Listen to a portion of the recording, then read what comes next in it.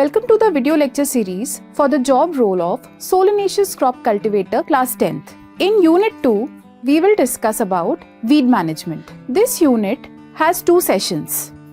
Session 1 has already been covered in the previous video. Now we will cover Session 2, that is weed management. Let us begin with the first topic, that is methods of weed control. Students, different weed control methods are applied to minimize infestation so that crop can be cultivated successfully. So what are the different weed control methods? Let us take a look at them one by one. First, mechanical or physical control methods. Second, cultural methods. Third, biological control methods. And fourth, chemical control methods. Let us now understand these methods elaborately. First, mechanical or physical methods. This can be brought about by the process of mowing. Mowing the weed is superficial trimming of succulent and herbaceous weeds. This inhibits the formation of seeds on the weed. Mowing keeps the growth of weeds under check, especially in lawn. It should be followed by other weed control methods. To stop the spread of perennials or the low-growing weeds can become a problem. Another popular practice is mulching. Mulching the field is a practice of covering the open soil between the rows and plants of the crop. The soil is covered by organic matter, crop residues, polythene or paper. The exposed areas between the crops get no sunlight when they are covered with mulch. Due to this, the weeds are unable to germinate. Hoeing is effective in controlling weeds in row crops. It has been widely used as a weeding tool for centuries. Hand weeding is another effective method which is used against annual and biennial weeds. Pulling out weeds from the field with the help of a khurpi is called hand weeding. This facilitates loosening of soil and improves its drainage and aeration. Let us now understand the different cultural methods. Various agronomic practices, also known as the cultural methods, such as crop rotation, intercropping, soil solarization, etc., have been found to be effective on weed management. Crop rotation. Crop rotation is growing different types of crops in the same field in sequence seasons.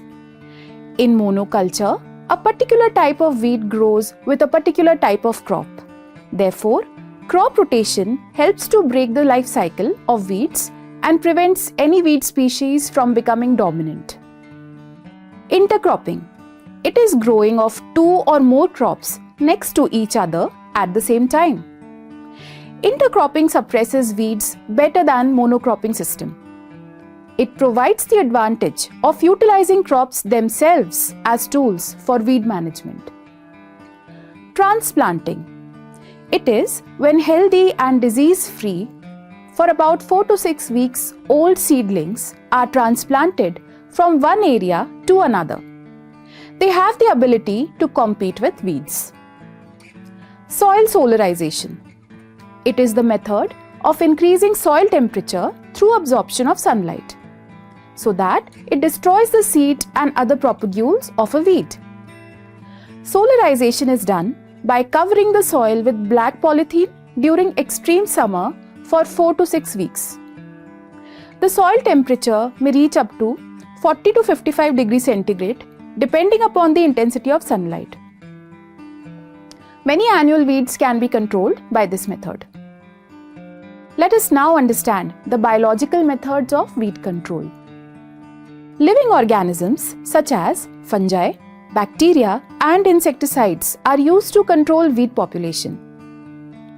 Such herbicides are broadly known as bioherbicides.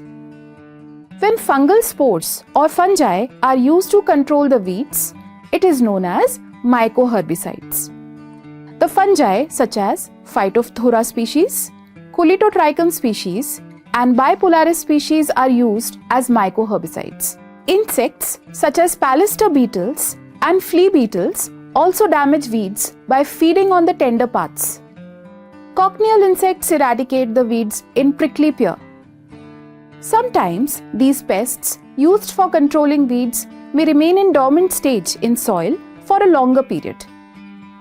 Root borers, stem borers or fruit borers are more destructive than foliage feeders. This method is uncommon as it needs technical knowledge.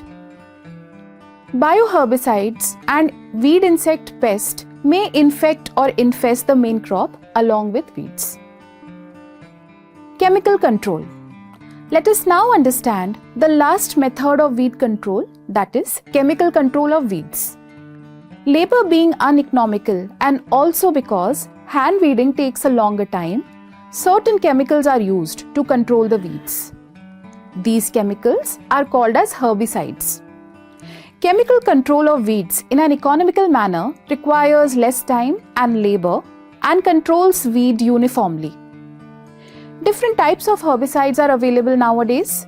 They are categorized as pre-emergence, post-emergence, selective and non-selective. Summary. So viewers, we have come to the end of this video. Let us summarize the topics covered here once more. In this video, we understood methods of weed control, in which we understood about mechanical or physical control methods, different cultural methods like crop rotation, intercropping, transplanting and soil solarization.